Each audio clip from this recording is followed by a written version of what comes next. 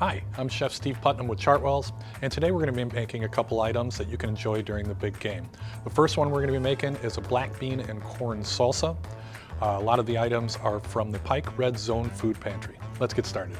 First thing we're going to do is we're going to dice this red onion. An important step is that we rinse the black beans completely.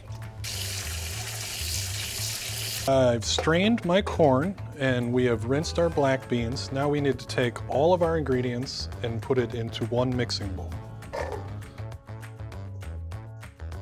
And we just mix that all together. It's best if you let it sit for at least 15 minutes in the fridge. Now this is best served with plantain chips, in my opinion. You can also use tortilla chips. Delicious. Enjoy. And another item you can enjoy during the big game is a buffalo chicken dip. Let's get started with that one. So first thing we need to do is just take a little bit of butter, spread this across our baking pan.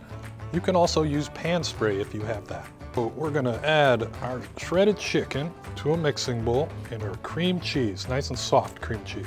We're gonna mix these together until fully incorporated. Now we're gonna add the rest of our ingredients, hot sauce, half cup, our sour cream, our shredded cheese, very small amount of salt and pepper. We're gonna mix that all together. Make sure everything is nice and mixed together.